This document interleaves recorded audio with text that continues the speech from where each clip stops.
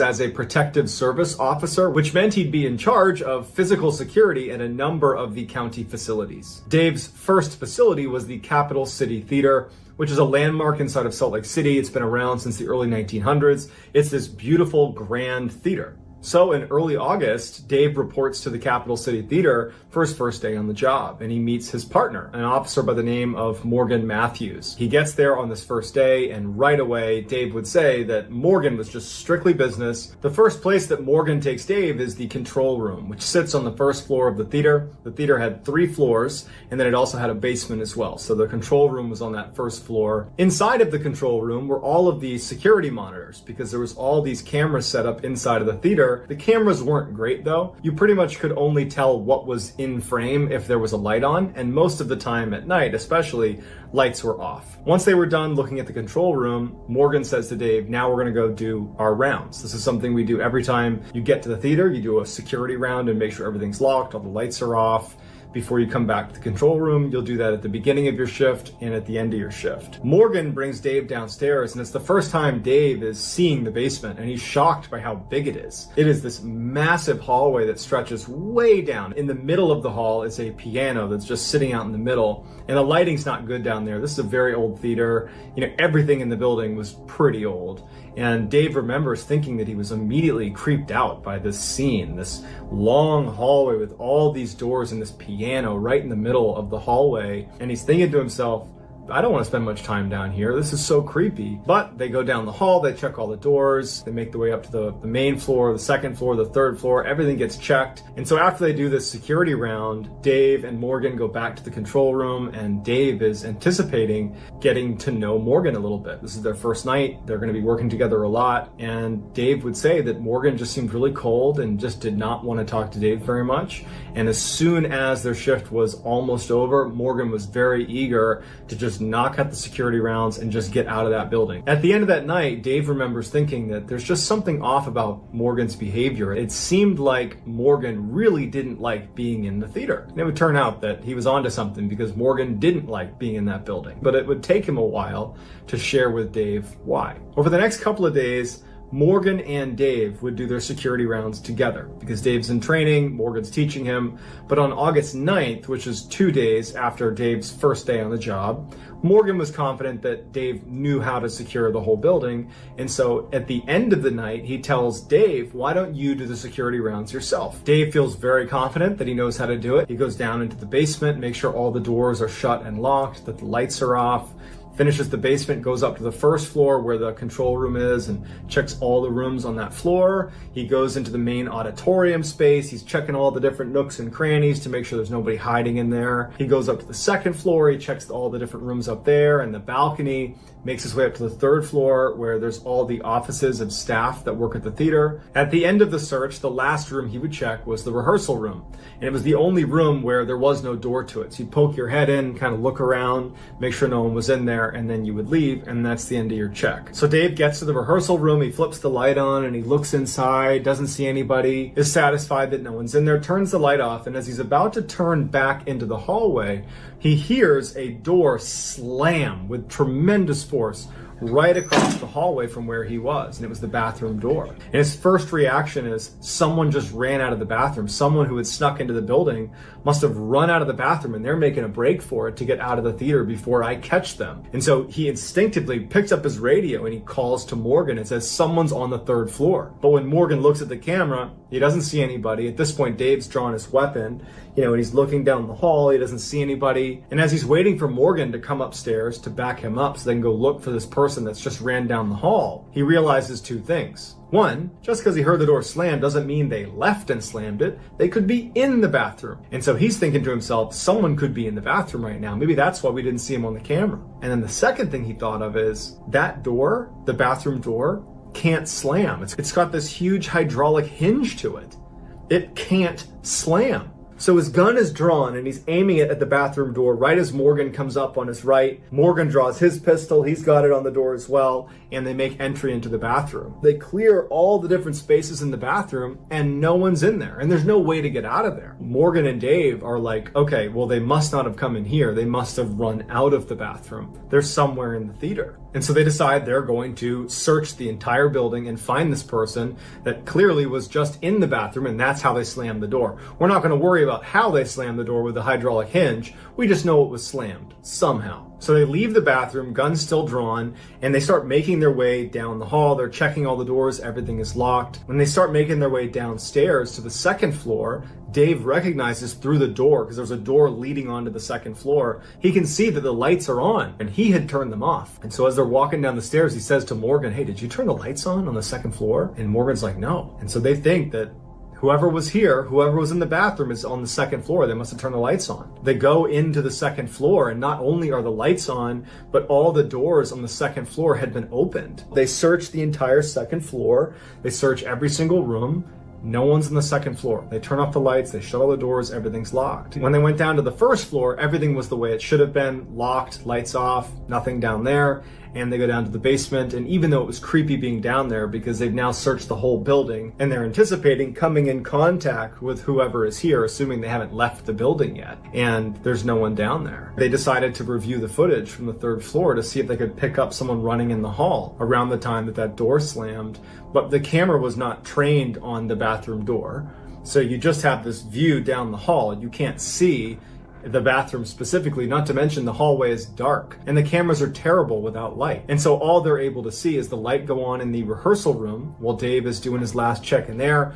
The lights turn off because Dave's about to turn around. And then after that, you just hear this massive slam of this door, but you can't see what happened. So they don't know what to make of it. They're both very much on edge that someone might still be in the building. And so they do another sweep of the building and no one's there. And so they decide to just chalk it up and say, we were hearing things and seeing things. I'm sure it's fine. Let's just get out of here. And they leave. A couple of days later, on August 11th, Morgan is working alone. Dave wasn't coming in that day, so Morgan's alone in the theater doing a shift. And at some point in the night, as he's sitting in the control room, he thinks he hears whispering in the hall right behind him. And so after the experience he had with Dave a couple nights ago, he's on edge. So he draws his pistol right away.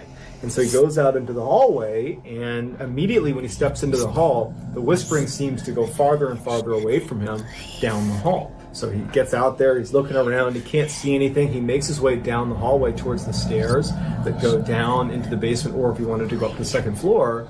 And when he gets to the top of the stairwell, he's gun drawn, looking down, looking up. He hears what sounds like coughing coming from the basement. And at this point, Morgan said that he was actually pretty scared. I mean, imagine being alone in this theater. Just a couple of days earlier, you've had this weird experience with slamming doors and doors being opened and lights going on that somebody else, another police officer, witnessed with you. You're alone in this theater and you're hearing coughing coming from the basement after hearing voices behind you. That's pretty terrifying. So he very slowly starts going down the stairwell. He's getting ready to clear the corner, and just as he does, the coughing stops. He turns the lights on and he looks down the hall and there's nothing there. He starts making his way down the hall. He's checking every door, making sure it's locked, making sure that everything is secure. And he gets all the way down the hall. And as he's almost done checking the basement, he smells smoke and it's coming from a door right next to him. And so he unlocks that door and he goes in and there's no fire, but all he can smell is smoke. So he turns the light on. He's looking around. There's no fire. He's convinced that somewhere down in the basement there's a fire.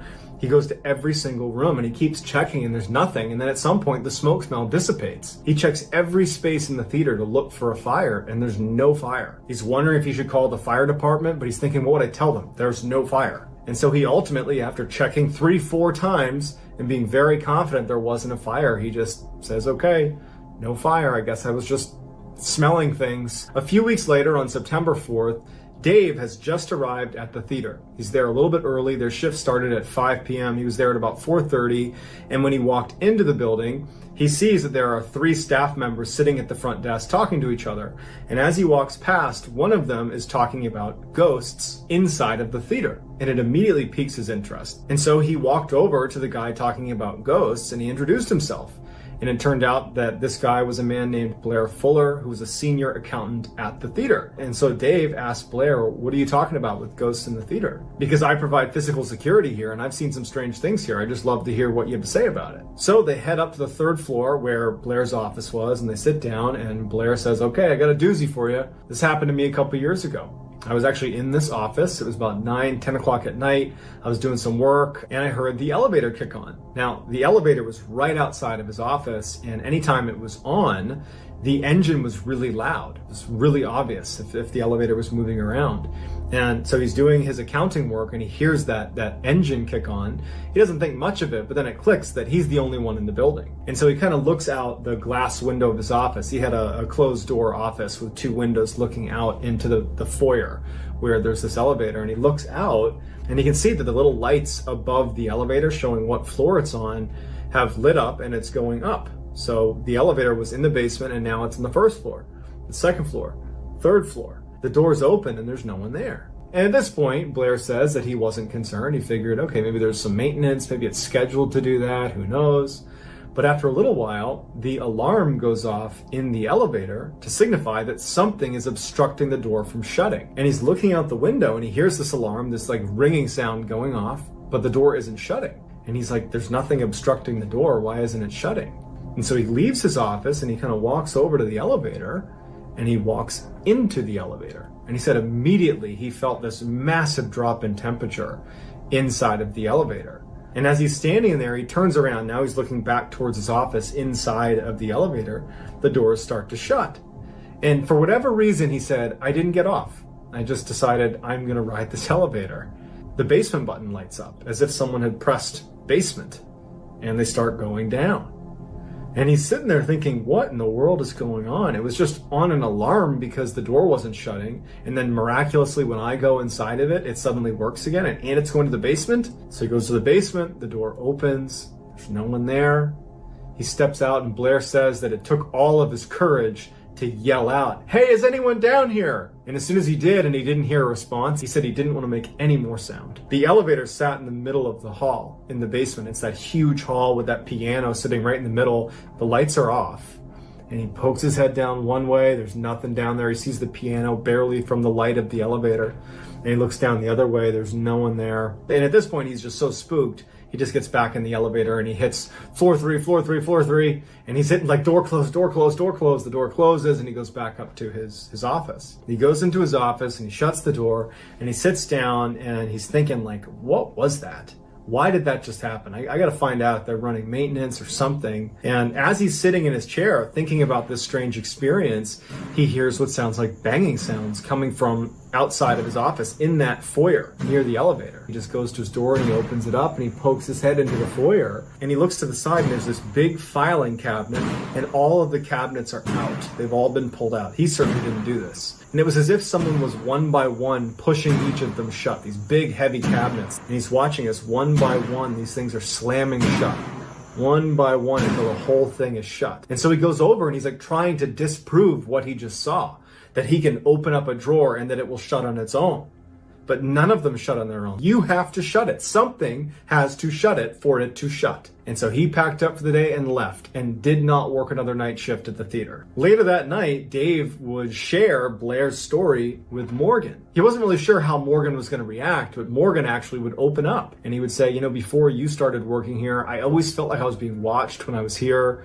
And then we had that experience, obviously, where the lights are coming on and you heard that banging from that bathroom door. And then just a few days ago, I heard voices coming from the hall and I heard someone coughing in the basement and I smelled smoke and there was no one there. And so they start going back and forth, exchanging stories of just how uncomfortable this place made them feel. And so they're wondering what they should do about this. And Dave has this idea. He's like, my best friend, I'll invite him to come over here one night and we'll tell him that we're giving him a tour of the building and we'll just see what he says. We'll see if he reacts to anything here. Who knows? Maybe something strange will happen and then we'll have another person validate it. Morgan thinks that's a good idea, and so Dave reaches out to his best friend, Greg. Greg would say that he was a little bit surprised to be getting this offer to come take a tour of the theater, But he was interested, and since Dave was asking, he figured he would oblige him. And so Greg agrees to come to the theater and take a tour. So the next day, Dave and Morgan are at the theater and Greg shows up. And so they start this tour, they go in the main auditorium, they're looking around, and they make their way into the basement. Morgan turns on the light, and Morgan and Dave instantly see a little ways down the hall on the left, one of the doors has been opened. And so Dave and Morgan push Greg out of the way. They draw their pistols and they're aimed at the open door. And so Greg just stays behind them as Morgan and Dave make their way down to this open door. And when they get right outside the door and they're about to push it open to go inside, the door slams shut right in front of Greg and Dave and Morgan. And they all are looking at each other like, what's going on? But before they can do anything, the door handle starts rattling really aggressively. After the rattling stops, Dave and Morgan look at each other and they nod their head like, we gotta go in there. Greg is scared about being out in the hall alone, and so he just follows them in. And so the three of them go into this room. Dave and Morgan are, pistols drawn. It's a small room. There's no one in there. Light switch on, no one in there. Greg suddenly gasps and he points to the corner and he says, someone's sitting in the corner. And Dave and Morgan immediately train their guns on what's in the corner, but no one's there. And Greg's like, I just saw someone sitting in the corner. It looked like he had a hood on, he had like a sweatshirt on, I don't know, but he was right there. And so Dave and Morgan, they're freaked out because they brought Greg here on some level to disprove the strangeness. And now the three of them have seen a door slam that shouldn't have been open in the first place. Greg's claiming to have seen a figure sitting in the corner. This scared the crap out of all three of them. They quickly left, locked, shut off the lights, went upstairs. Greg's like, I'm out of here. Greg leaves. And Dave and Morgan are like, now what? So at this point, all the strangeness that was happening in the theater was getting reported, but it was being reported in a way that Dave and Morgan didn't seem like they were referencing something haunted, but rather someone was breaking in. Ultimately, the county installed new cameras inside of the theater. These updated cameras had infrared technology, which allowed them to see better when the lights were off. They were hoping that this would allow them to catch whoever was breaking in practically every time Dave and Morgan are on shift. So on the day that it was installed, September 15th, Morgan is working there alone. And he's sitting in the control room looking at the different cameras, and he's kind of playing around with the different screens and seeing what each of the cameras can do. And at some point, something catches his eye in one of the screens. In the main auditorium, it appeared like someone might be sitting in one of the seats, but the camera was zoomed back enough that he couldn't get a clear picture, and he didn't know what was normal in any of these cameras because this is the first time he's looking at any of these screens. And so he's looking at the camera really closely, and he thinks he sees someone, he can't really tell, that has a hood on or a shroud on that's just sitting in the middle of the theater. And it starts turning its head like this. And he can see clear as day a set of eyes.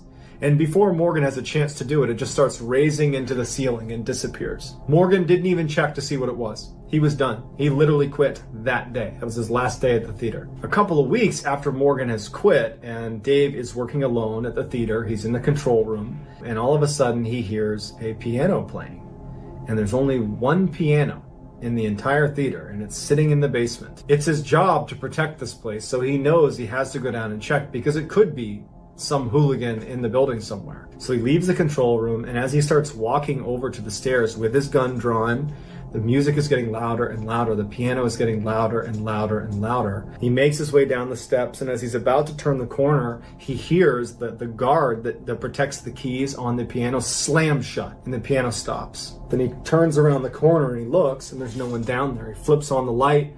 No one's in the hall. He knows he's not going to find anyone down here. It's this entity that's causing all this mayhem inside of the theater. Dave's seen enough. He's done. He's done with this theater, and he goes right back upstairs. He goes in the control room, locks it, stays there till the end of his shift, and then he is out. And the next day, he goes to his sergeant and he says, "You can't ever put me back inside that theater or I will quit." And so sure enough, he was transferred. Over the next 2 months, they didn't have anyone who could do full-time security at the theater. So different random officers would be there for a couple hours, a couple of days a week until November 26th. They found another officer, a veteran police officer named Josh Thomas, who was going to be working at the theater full-time. On November 26th, the first night that Josh Thomas was going to be there, he didn't have anyone to turn over with, so he was just alone at the theater. And it just so happens that Dave is in a patrol car near the theater. And when at some point in the night, Josh comes over the radio and says, "Hey, I need backup right now. Someone has broken into the theater." Dave knows that it's probably not someone breaking in. He knows what's going on inside that theater. He was the closest to it.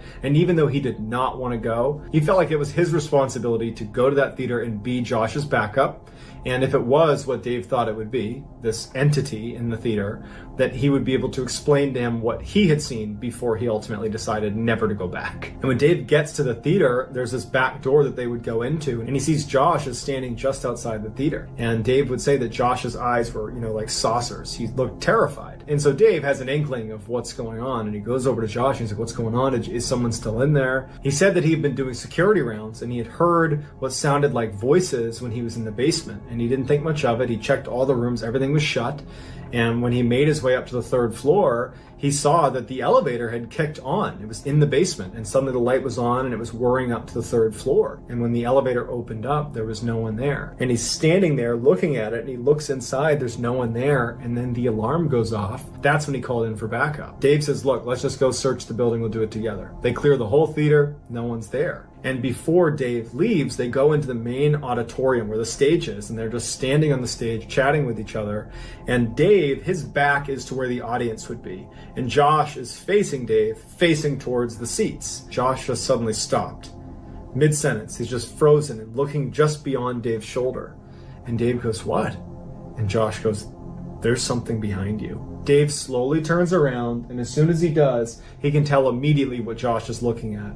Standing in the very back of the theater away from them is a man standing in the corner with its hands by its sides. Its back is to them, and it's looking down with a hood over its head. Dave turns his whole body around to look at this thing right as this thing turns around real quick and looks directly at them. It has these deep, dark, sunken eyes, and its face looks like it had been very badly burned, like it was black and charred. And it's looking at them before it just turns and runs out the back of the theater. Josh believed that that was an intruder. Dave was fairly certain that that was just another example of this entity that haunts the theater. But they would search the building and they could never find that cloaked figure again. And that was when Dave sat Josh down in the control room and he filled him in on why Morgan had quit and why he ultimately had quit. And he also told him the story from Blair. So Josh is like, great, I'm glad I work here now. This was the last time that Dave would go to the theater. But Dave would do some additional digging on the history of the theater. It would turn out that in the 40s, there was this horrible fire, and a man had been trapped in the basement when the fire had erupted, and he had died inside of the theater. And so Dave would share this information with Morgan and with Josh, and the three of them all believed that what they were witnessing was the ghost of that man who died in that fire. In 2005, Todd Geib was 22 years old. He lived in Michigan. He was an avid outdoorsman. He liked to go deer hunting. He loved to catch trophy fish, and he loved his family. And routinely, after he moved out of the house, he would drive on the weekends the 5 miles north to his parents' house and would spend lots of time with his parents and his extended family. On June 11th, 2005, Todd was visiting his parents at their house. He was there for dinner, and after dinner, he went back to his house. He checked in with his roommate, who was actually his cousin, and then following that, he drove to a local bar to get a few drinks. At about 9:30 that night, he decides to leave the bar and walk to this big orchard where there was this huge annual keg party that he and his friends would go to. He leaves his car at the bar, and he walks to this orchard, and it's perfect weather. All of his friends are there. He's having this great time, and he's there all the way until midnight. It was getting late. Todd felt tired, so he told a couple of his friends that he was going to head home. He was going to leave his car at the bar, and he was just going to walk back to his house. The area that this orchard was in was right near his home, and so he knew this area extremely well, and it was only about a mile south to walk to his house. So all of his friends said bye to him. They said he seemed totally normal. They watched him walk south towards his house, and that was the last anybody saw of him. On his walk home, Todd would make 4 phone calls to friends and to family. And the last one he made was at about 12:45 in the morning, and it was to his friends, and he told them that he was in a field and he couldn't breathe. And they kept asking him, like, what are you talking about? And all they heard was very heavy breathing on the phone. They couldn't tell if it was his or if someone else had taken the phone and was now breathing into it. But then the phone cuts out, and they tried calling him back, and there was no answer. They couldn't get in touch with him. The next day, when Todd did not show up at a family get-together, something he never would have missed unless he told them ahead of time, his family knew something was wrong. Plus, they had those strange phone calls the night before. They checked in with his friends. They said, yeah, we haven't heard from him. They went over to his house. He wasn't there. And so that's when they called the police. A massive search is kicked off involving canines and helicopters, and they're not finding anything. 3 weeks after Todd had gone missing, a couple was walking around this lake that was located north of the orchard where Todd was at that big keg party. And the wife looked out into the water and she said she thought she saw something bobbing. She couldn't tell what it was, but it was just this weird object that stood out to her. And she and her partner walked down to the edge of the lake and they looked out. And at first she thought it was a person who was swimming, just kind of bobbing up and down because their body position was such that their shoulders and head were totally out of the water. And so it was a strange sight and they knew that it didn't seem right. So they called the police. Police show up and it turns out that this person was Todd Geib and they were deceased. When searchers found out that it was Todd Geib in the lake, their reaction was, no way. We have witnesses saying he was walking south after he left the keg party. Why is he in a lake way to the north of the keg party? It's in the complete opposite direction. Also, investigators were baffled at his body position because if he was a drowning victim, you would expect him to be face down in the water, as most drowning victims are. But for him to be upright, shoulders out of the water, it doesn't make any sense unless there's ice in the water to kind of prop him up. And there wasn't any ice in the water. His toxicology report showed that in addition to alcohol in his system, he had a very high dose of an antidepressant, something that he wasn't prescribed, and he didn't have any history of mental illness and had never been prescribed any antidepressant in his life. His body was pristine. It did not have any of the hallmarks, the bloating you would expect from being in water for 21 days. In fact, it was concluded that it was impossible for his body to have been in the water for all 21 days that he had been missing. His autopsy showed that he had almost no water in his lungs, even though his death was classified as an accidental drowning. When the news broke that this was an accidental drowning, the family and friends pushed for a closer examination of this case because it wasn't adding up. And so a noted pathologist looked at all of the evidence and determined that at most, Todd had been in the water for maybe 3 days, and he had almost certainly been deceased when he was placed in the water, which is why there wasn't any water in his lungs, and it's potentially why he was in that position that he was in, that upright position. So, as you'll see in all of these cases, why are we calling it an accidental drowning still? And where was Todd from the day he went missing for those 15 to 17 days before he was placed in the water? And what did he mean when he was on the phone the night he went missing and said he was in a field and couldn't breathe?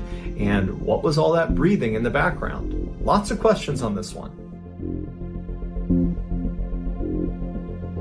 On January 25th, 2017, 23-year-old Dakota James was out bar hopping in Pittsburgh, Pennsylvania with some buddies.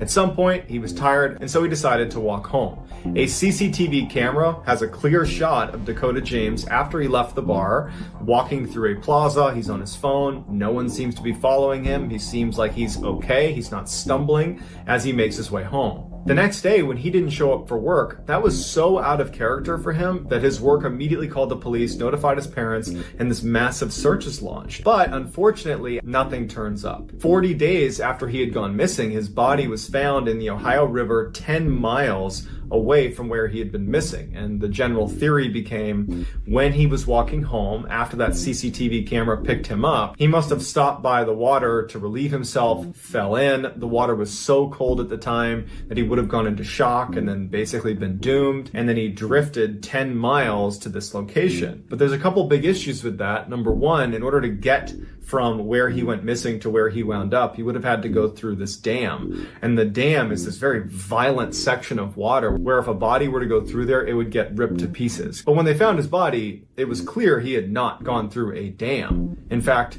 his body was pristine. It looked like he hadn't been in the water for very long at all, despite 40 days elapsing since he had gone missing. When his toxicology report came back, he had alcohol in his system as well as a high level of GHB, which is a very powerful sedative. And like you'll see in many of these cases, he had no water in his lungs, but this was ruled an accidental drowning. The family was unwilling to accept that as a cause of death, so they went out and hired a world-renowned forensic pathologist named Dr. Wecht to come in and analyze all of the evidence, look at the autopsy report, and try to see if there's anything that was missed. And what Dr. Wecht finds is on Dakota's neck, there were ligature marks, as if rope or some sort of twine had been wrapped around his neck, which was later disputed by the other medical examiner who said that was dried blood, but Dr. Wecht swears there was ligature marks on his neck. Dr. Wecht also concluded that there was absolutely no way, based on decomposition levels, that Dakota was in the water for more than a couple of days. And he believed that he was dead or unconscious when he actually went into the water, which is why there was no water in his lungs. So it begs the question, if we believe Dr. Wecht, where was Dakota from the day he went missing until 37 days later when he apparently went into the water? And again, why are we calling this an accidental drowning when he didn't drown? Lucas Holman was an incredible athlete, 6'3", incredible at baseball, football, and basketball, which was his primary love.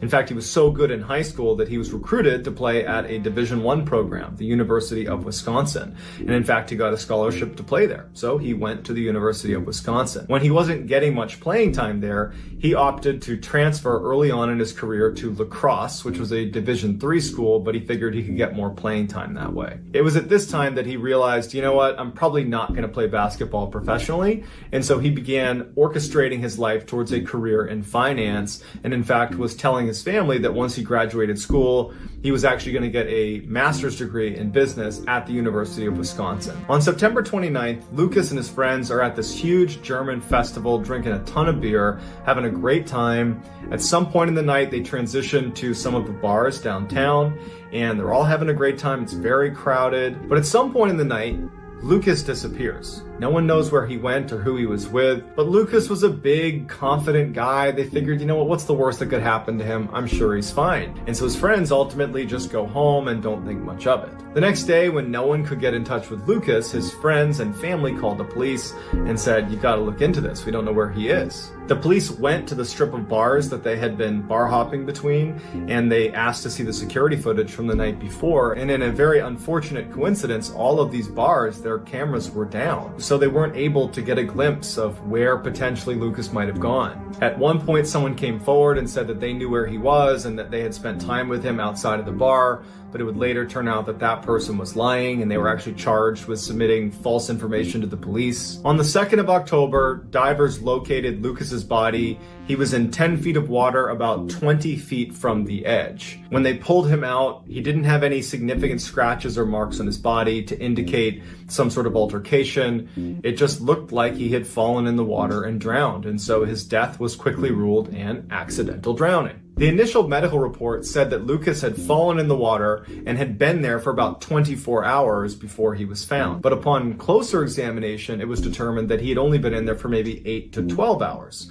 So he's only been in the water for a few hours, meaning there had been at least a few days where he was not in the water and was alive. In the toxicology report, it showed that he had a high level of alcohol in his system, as well as, like Dakota James, a high level of this sedative called GHB. Also, it was noted that his belt buckle had been tightened way tighter than he normally wore it, and some people speculated that it looked as if someone else had tried to dress him, maybe after he was deceased or when he was unconscious. And then perhaps the strangest part of the case is the day after Lucas had gone missing, his roommate, who had been in the room the whole time that Lucas and his friends had been out at Oktoberfest and going to the bars, he'd been home the whole time, he goes to bed and wakes up to an alarm. But it's not his alarm, it's Lucas's alarm. It's his phone going off that's underneath Lucas's bed. Lucas definitely had his phone while he was out, but somehow his phone got under his bed, but Lucas was not there and had never been there in the night unless he managed to sneak into the room without waking up his roommate and place his phone under the bed and then leave again. It didn't make any sense. Police would never subpoena the phone's records to find out where it went that night, so we're left wondering how in the heck it got under his bed if he was never in there. And like all the other accidental drowning cases that we're looking at, where was Lucas from the time he went missing on the 29th of September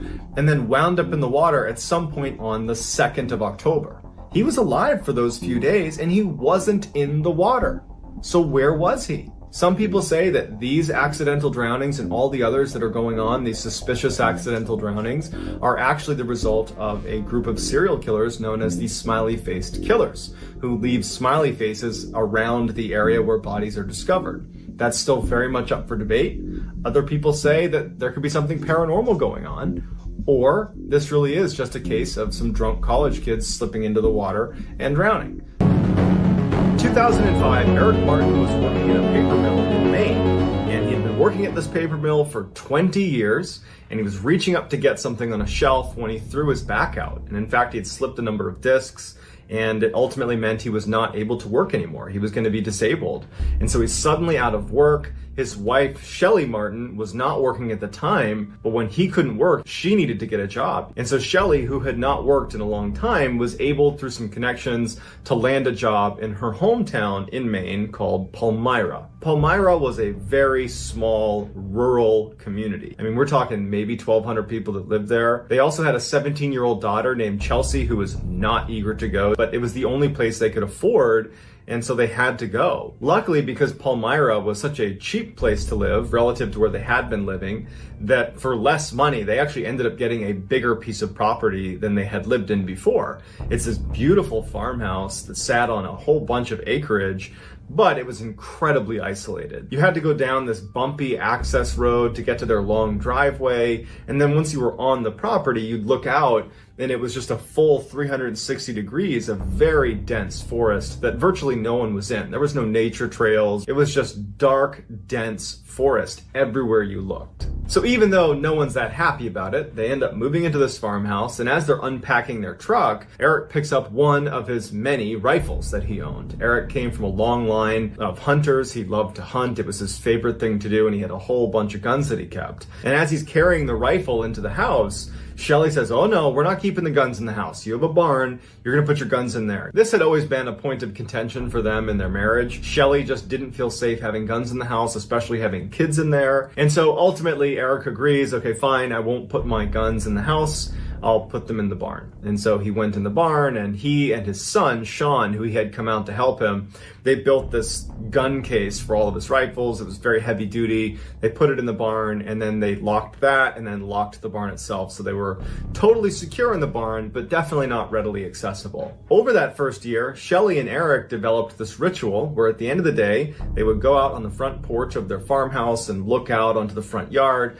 and they would drink coffee. It was something they both looked forward to, and virtually every night they did this. And so almost exactly a year after moving in, it was in early 2006, Shelly and Eric are sitting on their front porch, enjoying their coffee, they're chatting, and Shelly thinks she sees something in the woods. Now, you have to understand the layout and how far away they are from the woods to get a sense of what they were seeing. Right in front of their porch was a gravel road where they parked their cars. About 20 meters away from their house to the left is their barn, and beyond the barn, basically straight out from the porch, is this huge open field where there's no trees or anything. It was like open grazing area. And then way beyond the field was the beginning of this tree line, of this really dense forest. So we're talking at least a couple hundred meters away where she sees these lights. And she described it as like a pulsating light. It did not look like a car or some sort of vehicle, not to mention there was no road out straight ahead from their porch. It was just a dense forest where there was absolutely no one that should have been in there. Eric immediately, when he sees the lights, he thinks there's a poacher on his property, someone illegally hunting on his property. And so he gets Sean, his son, who did not live with them but was staying the night that night, he gets him to come outside and say, "Hey, do you think that's a poacher down there at the edge of our tree line?" And Sean's like, "I don't know, maybe." Eric decides that he wants to go tell this person to leave his property, and so he asks Sean to come with him. They figured they would just get to the edge of the property and yell out, "Hey, this is private property, you need to leave." As they're walking across the field and they're getting closer to the tree line, the lights, those pulsating lights, begin to fade and disappear back into the woods. And they get all the way up to the tree line and they can't see any lights at all. Even though at this point, standing on the edge of the forest, Eric and Sean are fairly confident that this poacher has left, they decide, just to be sure, let's walk a little ways into the woods. Even though it's totally dark, we're not going to get lost. We'll walk a little ways into the woods and just continue to yell, this is private property, so they really do leave. And so they begin walking, and it's a very dense forest, lots of low-hanging limbs. It's not somewhere that's easy to walk. There's no walking trails or anything like that. And they walk, 10, 15 meters into the woods, and then they hear what sounds like someone walking parallel to them, maybe 15 meters away from them on their left. And they both stop and they look. They didn't want to take any chance that they were being stalked by a predator. And so they thought, you know what? The lights are gone. I don't know what animal this is. Let's just get out of here. About a month goes by, and Nathan, who is Chelsea's boyfriend, was staying with the family at the farm. And it was the first nice spring day. I mean, it was a very dark and dreary winter. Maine winters tend to be that way. And so that weekend, Nathan and Chelsea decide, let's go walk around the woods. So they take the two family dogs and they start walking across that big field in front of the house into the forest, the same area where Sean and Eric have been looking for those lights and then heard what sounded like an animal that was near them. And so at first, Chelsea has the dogs on leashes, but they get to the forest and she lets them off their leash to let them go run around and go crazy because they've been cooped up because of the wintertime as well. The two dogs instantly take off running for about 100 meters, and then they come to a dead stop right outside this big mound. It looks like a dirt mound, but they get up close to it and they can tell that it's actually more like a den. There are these huge pieces of wood that have been leaned into like a lean-to type structure with moss and dirt and grass put all over the outside. I mean, it looks like a very intentionally made mound, and there's a circular hole that's been created right on the front of it. And the dogs have stopped right outside and they're poking their heads in and smelling into this hole. And Nathan and Chelsea are looking at this thinking, who did this? Is this like a hunter's thing? Is this something a hunter might make? Would an animal make this? This seems really big for some animal to make this, but it definitely was made on purpose, whatever it is. And so Nathan, he just kind of looks down into this den, but it's totally dark, and he thinks he hears growling coming from inside of the den. And so without any hesitation, he goes, we gotta go. I don't know what's living in there, but we gotta go. And so they take the dogs, they put them back on leashes, and the two of them get out of the forest as quickly as they can. When Nathan and Chelsea came back to the house, they told Eric and Shelly, and actually Sean was there too, and they said, hey, we found this den of some kind out in the middle of the woods, basically straight out from your front porch. And that's when Eric and Sean said, well, about a month ago, we were out in that same area, and we could have sworn we heard some animal stalking us. A couple of months go by, and Eric and Shelly are sitting on their front porch having their coffee ritual, and there was just this low mist that kind of hung over the entire field. And as they're sitting there, they're commenting on how creepy it was. And what started as just kind of a friendly discussion about the general creepiness took a turn when they realized that they couldn't hear any wildlife. No crickets, no animals, no anything. And normally at night, because they were out here all the time, it was humming with life. And so Shelly had this high-powered flashlight that she always had out with her, and she starts scanning the property, not knowing what she's looking for, but it just seemed really odd that they couldn't hear any wildlife. But after she scans across the whole field, she doesn't see anything, and so she puts her flashlight down and just starts talking to Eric about whatever they normally talked about over coffee at night. Eric would say in numerous interviews that for whatever reason, when she put that flashlight down, he suddenly felt like they were in danger. He's looking out, he doesn't see anything, and then all of a sudden he just says, you know what? We gotta go inside. I don't know what it is, but we gotta go inside. And Shelly's like, come on, I wanna stay out here for a little bit longer. We'll go in a few minutes. And Eric stands up and he's like, no, go inside. And he tries to grab her to kind of push her into the house. And she's kind of fighting against him. And then all of a sudden, Shelly stops. And she goes, did you hear that?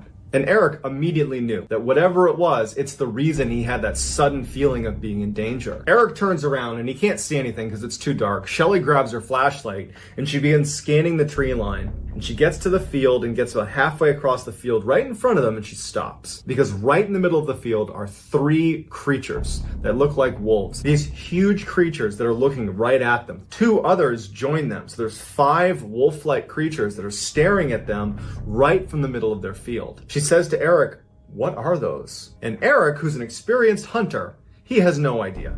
He goes, I think they're bears. They could be wolves. We gotta go inside. And so Shelly's just holding the light and they start charging directly at her so fast that she wasn't able to keep the light on them.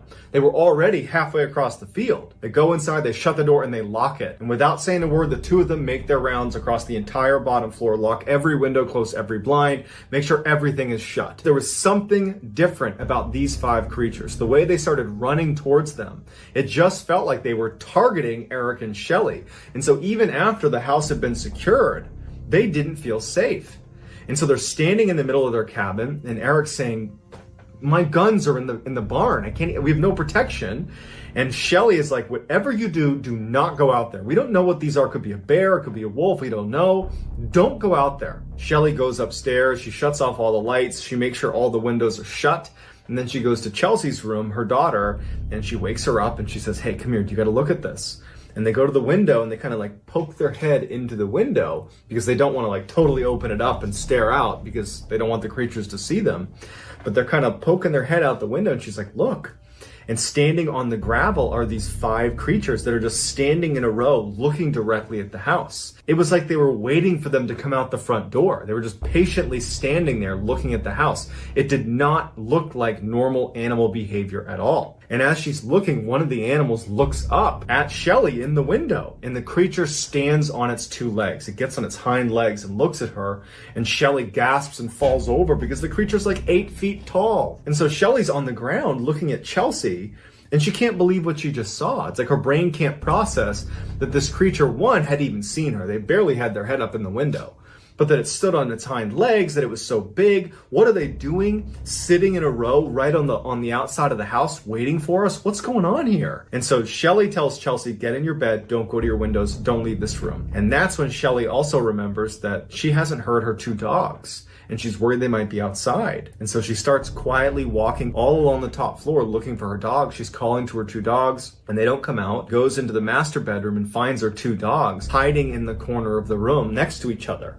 Like they're startled by whatever it is outside. Meanwhile, Eric was pacing downstairs thinking he needed to go to the barn and he needed to get his guns to protect the family. But he knew that between his own disability, he can barely walk very fast and he'd have to unlock the barn and then he'd have to pull down the gun case, unlock that. All the while he's exposed to these animals that are out there. And so the next best thing in his mind is maybe he could run outside, get in his truck and back the truck up to the front door. And then he could get his wife and his daughter to come out, jump in the car and they could drive away. So he just goes to the window and he pulls the blinds aside to look outside, and those 5 creatures are now gone. They're not sitting on the gravel path right in front of the house.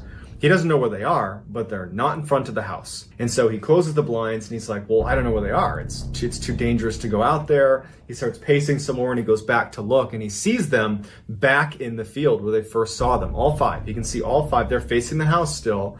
But he can see them because the moon has now popped through and he's got illumination on the field and he can see all 5. And he's like, okay, maybe if I just keep my eye on them, I can open the door, run out, get the car, back it up without them seeing me. And so without telling Shelly, he opens the door and he goes onto the front porch and he sees them out in the field. He's got a good line of sight on them. Quiet as he can, he walks down the steps and he makes his way over to his truck, which is about 10 meters away. And as he's getting closer and closer to his truck, he's got his eye on the creatures that are in the field. They haven't moved. They apparently haven't seen him. He gets to the driver's side of his truck and he's got his keys out and he's kind of fumbling to hit the unlock button, and then his motion sensor light kicks on. And he's so on edge being out there, when the light kicks on, he drops his keys because he's so startled. And the first thing he does, he looks towards the field and he sees that one of the 5 creatures is now standing on its hind legs looking at him directly. Before he even bends down to get his keys, he sees them all running towards him. He reaches down, he grabs his keys, he runs back to the house as fast as he can, and he gets inside and slams it right as he can hear them crossing the gravel right in front of the house. And he hears them bound onto the porch and start running around the wraparound porch. He's too scared to even look in the window, so he ducks down to get out of view. Shelly, who was upstairs, can hear everything going on and she yells, Eric, what's going on? And he goes, stay up there, stay up there. Shelly, Eric, Chelsea, everyone's just frozen waiting, knowing that these creatures are right on the other side, walking along his wraparound porch. And after a while, he hears the footsteps of these creatures leave the porch and go back onto the gravel area. And at some point, he pokes his head up and he looks, and all 5 are sitting there just facing the house, waiting for them to come out of the house.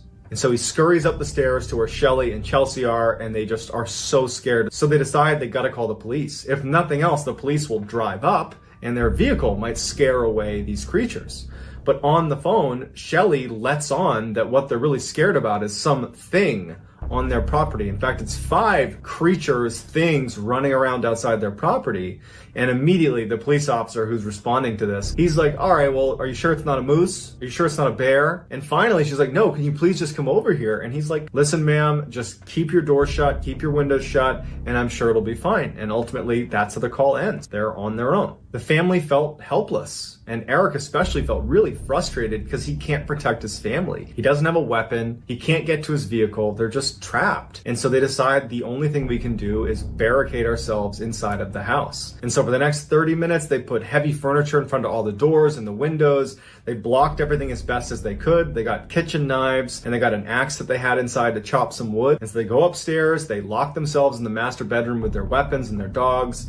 And they get on the bed and they just decide all we can do is wait until the sun comes up. During the time they were barricading their house, they would look out from time to time and they would see the 5 creatures just sitting on that gravel area right in front of their house, just waiting for them. When they finally went upstairs and barricaded themselves in that room, they immediately heard the creatures move off of the gravel. And they heard a couple of them at least walk onto the porch and start pacing around the porch. And it's totally silent besides the sounds of these creatures. And they were clearly communicating with each other. They were bumping into walls and then they were howling at each other. There was clear communication happening where they were trying to coordinate some sort of attack on the family. Now, the way the house was set up is there was a second floor roof, and then the first floor was a little bit wider than the second floor and had its own kind of separate roof. And after a while, the creatures stopped walking on the porch. They left the porch and it's just silence. And then they would hear them jump onto that first roof. The scary thing about this is that if you walked around the roof, you could actually look into the second floor windows. And so they're laying there and periodically they'd be looking out their window. There was windows on either side of the room they were in, but there was a thin curtain between them and the window. And so from time to time, these creatures would walk past their windows and they would stop, they'd put their paws up onto the window and they would look inside. But there was a very thin sheet between them and the glass, so they couldn't see the creature and the creature couldn't see them. All night, they're listening to these creatures running around. And sometimes they'd hear really loud scratching, like they had figured something out and they were trying to burrow their way into the house. But after a whole night of this, they never actually broke the glass. They never got inside the house. As the sun started to come up in the morning, the creatures jumped off the roof and they could hear them running away. And for about an hour, they didn't hear anything outside. The sun's come up and they felt safe again. And so they left their room, they go downstairs and they finally open it up, and all over their property are signs of huge creatures that had been on their property. Massive footprints with huge claws at the end. They found tufts of hair that had gotten caught on fence posts. And even scarier is they found all these points on the house, in particular on the second floor when they were walking on that roof, where there was clear markings that they had tried to burrow into the house. There were these deep-seated scratch marks into the side of the house. The front door had been scratched apart. I mean, it was very clear that whatever these creatures were, they were trying to get into the house, but they had just been unsuccessful. This experience was so traumatic for the family that they sold the house and they moved very quickly after that. And they have not experienced anything like that since they left. 1991, Brian Kendall and his young family were tired of living the busy city life. He worked in Baltimore, Maryland. He was a carpenter by trade, but he and his wife, Belinda, had grown up in the country in West Virginia, and they decided to move back there, even though that would mean a multi-hour-long commute for Brian to get back to Baltimore to do work, because he still worked in Baltimore. So Brian and Belinda start looking for places to live in West Virginia, and they find this nice home in Slanesville, West Virginia, which is a population of 182 people last time I checked. The house itself had more of a cabin feel to it. I mean, it was way out in the middle of this forest, no neighbors anywhere. It was a ranch style, so single floor, and basically everywhere you looked was just pure forest. So this cabin is super isolated, but Brian and Belinda had come from a neighborhood that wasn't very safe, and they didn't like sending their kids outside without supervision. Now, living in the middle of nowhere, they could at least let their kids go outside and not really worry about them. So even though it might have been lonely, they felt like it was at least safe. And Brian went out and got a beautiful, friendly black lab dog to come and protect the property, and her name was Coco. They loved Coco. She was very protective of the kids right away, and she blended in with the family immediately. And very quickly, the family really took to living in Slanesville. They loved their new home and their new life. Everything was just going so well at first. Shortly after they had moved into the house and finally unpacked, Belinda invited her brother as well as her brother's wife and daughter named Jordan to come over and check out the house. And so they come over. Belinda had gotten a cake and some balloons, and she planned on throwing a little mini surprise party for Jordan, who was about the same age as her kids and had recently had a birthday, and so they figured they would surprise her, give her some cake, and have a little impromptu birthday party. After cake, the kids went into the living room and were playing in there together. The living room was right next to the kitchen, and so the adults were in the kitchen having coffee and chatting, and as they're chatting, they all noticed something very strange going on in the living room with the kids. The kids had taken all of the balloons and brought them into the living room, and they had all floated up to the ceiling, and there was pretty high ceilings inside of this living room. And as the adults are looking in the direction of the kids and these balloons, they notice one of the balloons comes down from the ceiling, but the string is tight, as if someone's holding the balloon and pulling it down, but no one was pulling on the balloon. The adults stopped talking, and they've all noticed this, and they're all looking at it, because it looked very unnatural. The balloon stops right in the middle of the room, and it's a ways away from the kids, and the kids haven't noticed it. And the parents are just quietly watching this balloon, and no one knows what to make of it. No one's even commenting that this is happening. They're all just quiet and watching. And the balloon starts moving across the room over to where Jordan was. Jordan notices the balloon for the first time. She turns and goes, "Thank you," as if she's talking to someone, but no one's there. She reaches out to take the balloon, and as she goes to grab it, it drifts right back up to the ceiling, as if someone had been holding it and let go of it. And Jordan kind of grabbed for it, watched it go to the ceiling, and then Jordan just turned around and kept on playing. That startled everybody. They could make sense of a balloon coming down and then moving. The helium could be leaking, there could be a draft in the room, but for it to go right back up and look like someone had released it, they couldn't explain that. And so the parents go right in the living room. They're looking at each other. The parents are, and they're like, "Did you see that? What was that about?" And they grab that balloon down from the ceiling, and they're trying to replicate what they saw. And they're kind of looking at each other like, "Are we going crazy?" And they go over to Jordan and they say, "Hey, who were you talking to a minute ago?" And she couldn't really articulate anything. And they said, "When the balloon was right here in front of you, who are you talking to?" And she stops and kind of thinks about it for a second. She's a young kid, she's like 2 or 3 years old. She thinks about it and she points in the direction where no one's standing and goes, "Him." The parents look in the direction of where she's pointing. They look at each other and then they start laughing because they're like, "Okay, we're scaring ourselves. Obviously, the helium must have come out and maybe there's a draft and she's 3. She doesn't know what she's talking about. She's probably got an imaginary friend. We're just scaring each other. Let's just drop it. Let's forget the balloon." And so they do. They forget the balloon and they don't think about it again.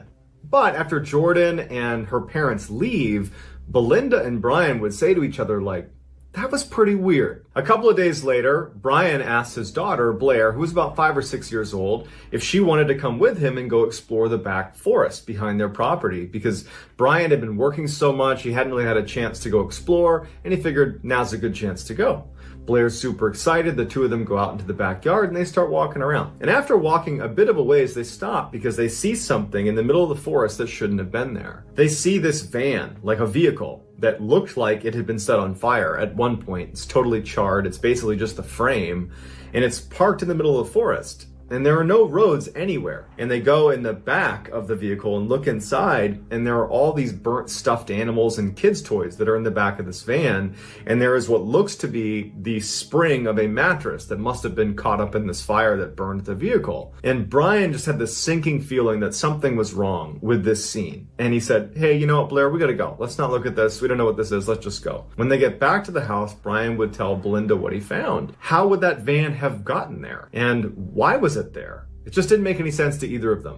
Over the first couple of months that they were living in Slanesville, Brian was trying to commute daily to his work in Maryland, but it was taking up hours and hours of his day. He was getting no sleep, and it just didn't make sense. And so even though they only had one car, he started commuting on Monday morning to work and then staying with his mom, who lived in Maryland, and then coming back to Slanesville on Friday night, which would mean that every week, Monday to Friday, Belinda and the kids would be alone in their cabin in the woods in Slanesville with no vehicle. But Belinda had grown up in a very isolated house in the middle of a forest in West Virginia, so she wasn't a stranger to this type of setup, and so really didn't have any issues with this lifestyle that they had in Slanesville. Blair had been asking ever since they moved in if she could go camping one night out in their RV. They had a little RV camper that was parked right outside their property, and she wanted to spend a night out there by herself. And so one week when Brian was away for work, Belinda finally caved and said, okay, Blair, you can stay in the camper tonight. She wasn't thrilled about this idea, but she felt like the kids had a little bit of cabin fever going on because they were so cooped up in this house, and she figured this is an easy way to make Blair feel a little bit happier living here. So she told Blair, once you go in there, I want you to lock the door and not open it again. And Coco, their dog, is going to stay with you. Blair was just fine with this setup. And so that night she went out to the camper. She had Coco with her. She had all her warm clothes on. She brought a lantern with her and some books she was going to read. She goes out and her mom tucks her into her bed inside of the RV and gives her a kiss, and then she leaves. In the camper, there was a pull-out bed that she was on that took up the majority of the floor space in the camper. On her right, as she was laying down, was a big window with a blackout curtain that slid across the whole thing, and she kept that curtain shut. At the foot of her bed to the right was the door that led into the camper, and there was a window on that as well, but there was no blind to block it. And so at some point, Blair is tired, she turns off her lantern, and she gets under her covers with Coco right next to her, and she goes to sleep. At some point in the night, Blair wakes up suddenly because Coco is acting really strange. She's very uneasy, and she's looking towards the door that leads into the camper, and she's acting like she just saw something. So Blair sits up, she's trying to calm down Coco, and she looks at the window on the door. And she can look outside, there's a little bit of moonlight outside, so she's got a little bit of illumination. And as she's looking, she sees what looks like a figure walk past the door. She can't tell if it's a person or if it's an animal or what it is, but she definitely saw something walk past the door. And Coco clearly saw it too, because Coco begins growling, and instead of just looking at the door where this figure was, Coco basically follows the figure and is now looking at the window right next to Blair. Blair thinks it's her mom, and so she tries to calm down Coco. She turns on her lantern and she goes to the front door and she peeks her head out. She doesn't see anything. She unlocks it and opens it and pokes her head out. She doesn't see her, and she goes, "Mom?" And there's no one out there. She looks up at the house, which is right next to her, and all the lights are off. There's no sign that her mom left the house. Suddenly feeling really startled, she shuts the door, locks it, and goes back in her bed. Now, the whole time that Blair had turned that lantern on and gone down to the door and yelled for her mom, Coco was still on the bed looking at the window where the blackout curtains were covering up whatever was on the other side. Now, when Blair's going back to the bed, Coco is showing her teeth. She's baring her teeth and she's growling at the window. Blair's totally spooked. She jumps into her bed, throws the covers over her head, and she's sitting there hoping that Coco will just stop and that this will all end and she can go to sleep, but Coco doesn't stop. And she's like reaching out and trying to pull Coco to get under the covers with her, but Coco won't stop. Blair decides she has to take a look out that window, and she thinks maybe it is my mom. Maybe I just missed her before and she's trying to come in. Maybe she was knocking and I didn't hear her. And so she takes her covers off her head, gets right up next to the side of the wall. She's underneath the window, which is right next to her. And she starts pulling aside that curtain. And as soon as she's got a view out the window, she sees a dark figure that looks like a man or something standing right outside the glass, looking down into her camper. She's so scared. She drops the curtain and then just gets under her covers. Coco goes right on top of Blair and is standing over Blair, basically protecting her. And at some point, Blair does manage to fall asleep. Meanwhile, on the same night, there was some other drama happening up at the main house. Belinda had put Blair's younger brother, Sean, to bed almost immediately after she tucked in Blair inside of the camper. Sean was 3 years old and he was a great sleeper. She could put him in his bed, say goodnight to him, and she wouldn't see him until the next morning. But that night, Belinda was laying in bed, and Sean multiple times would get out of his bed and come into her bedroom and say he was scared and didn't want to be in his room. Belinda would get up, she'd go back, she'd tuck him back in and say, "You got nothing to worry about, it's just a new house, you're fine, you're safe." But on the third or fourth time that this happened, because it was so out of character, she asked Sean, "What's going on? What are you so scared of?" And he says, "There's a monster in my window." Belinda assumes what he means is maybe a deer was outside or some other animal might have walked by the window, because in virtue of being a single-story house, all of the bedroom windows are at ground level. And so she goes to the window and she looks out, and it's just forest, deep, dark forest everywhere you look.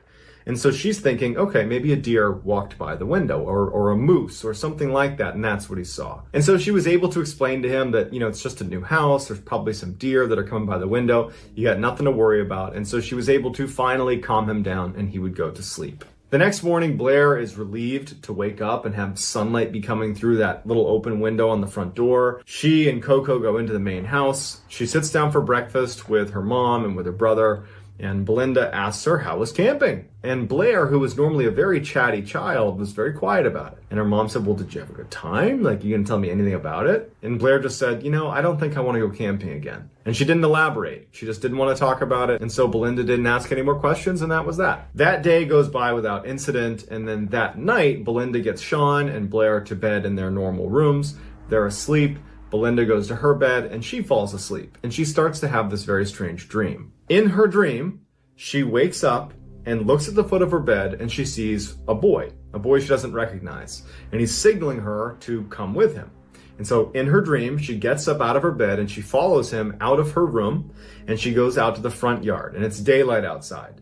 And on her front yard are all these clotheslines strung all over the front yard. And there are these white sheets that are hanging from each of these clotheslines, all in different random directions. And she's trying to find this boy, and she can't find him because all the sheets keep getting in her way. She finally stops because she feels something on her toe.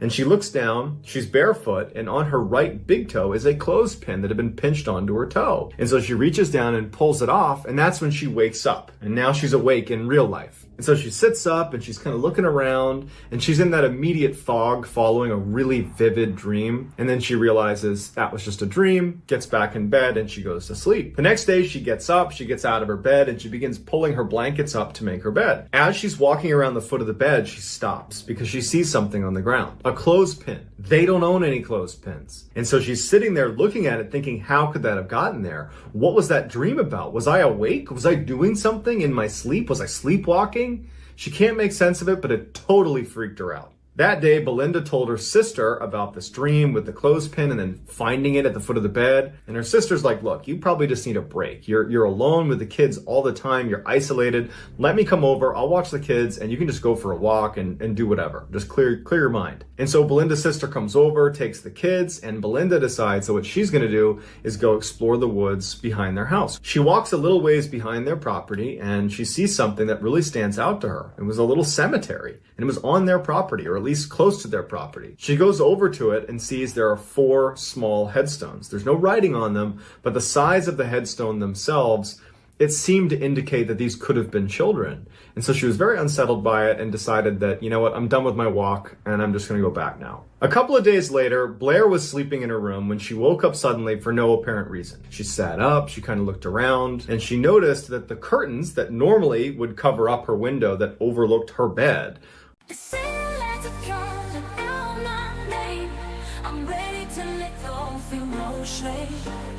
the rhythm takes control, I'm in the flow. In this moment we just let it show.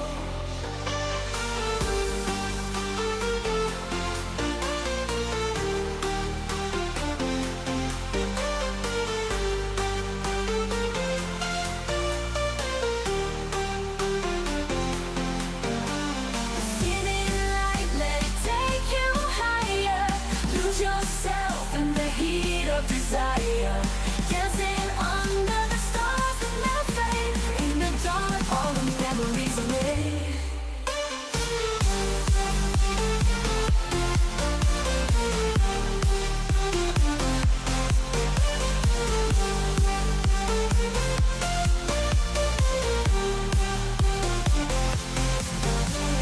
With a sound of crashing in the air, take my hand, we'll go anywhere.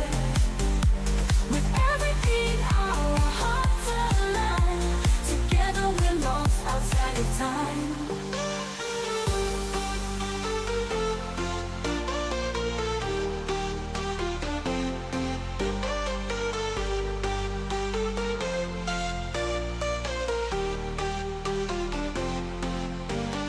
The waves of sound are crashing in the air. Take my hand, we'll go anywhere. With every beat, our hearts align. Together we're lost outside of time.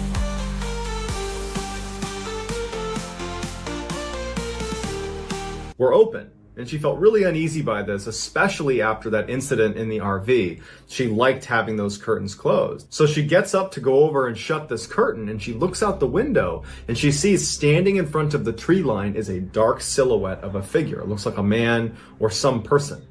And she freezes. And she's looking at it, and she can tell that it's moving towards her.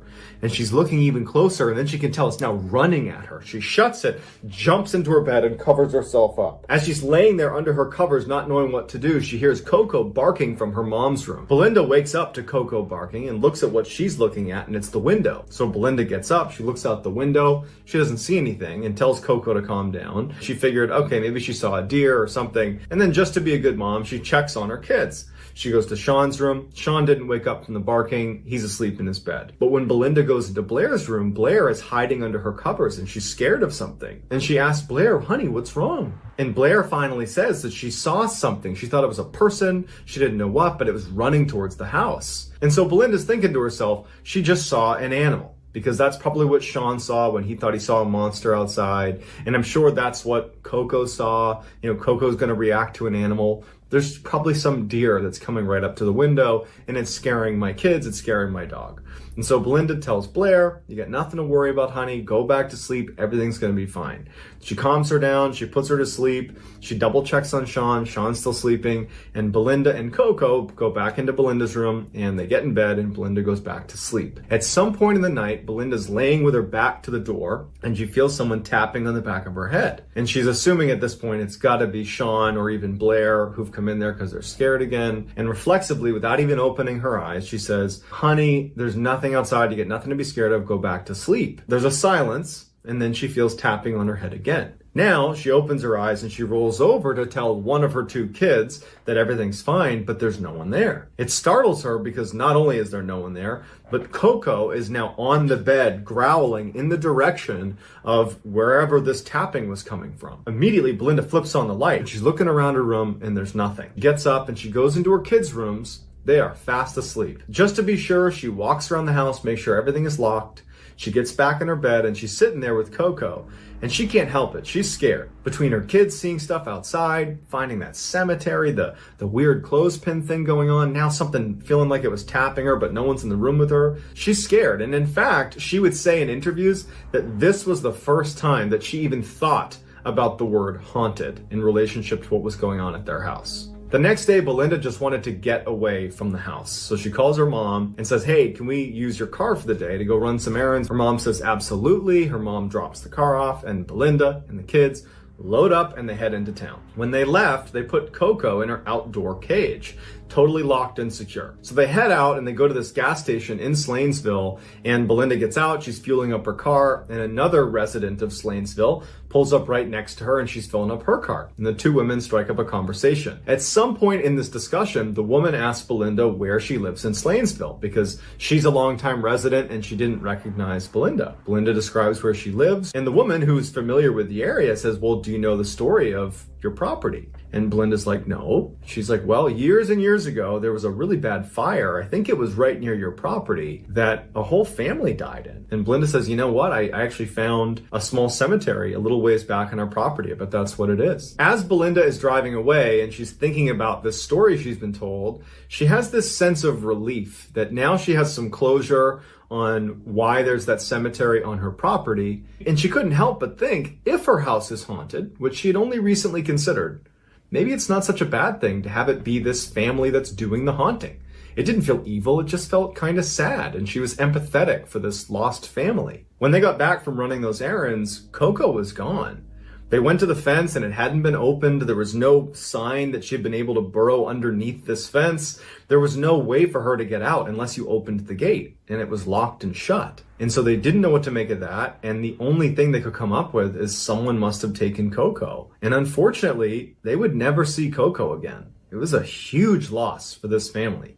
Coco was not only a dog they loved and considered part of their family, but she was also their protection, and it was a very big deal that she was gone. A couple of days go by and Brian's home from work and everyone in the house is asleep except for Belinda. Belinda was up watching TV, and at some point she turns off the TV and she also goes to bed. She starts having the same dream she had when she felt that clothespin on her toe. In her dream, she wakes up and at the foot of her bed is this boy, the same boy that she had followed outside that she could never find in the sheets. And so she gets up and she starts following this boy. He brings her out to the front of the house, out onto the front yard. And again, the whole front yard is covered in these white sheets that are strung up along clotheslines. And as she's making her way across the front yard, pulling sheets aside, she finally reaches a clearing and she sees this boy who looks like about the same age as her son, Sean.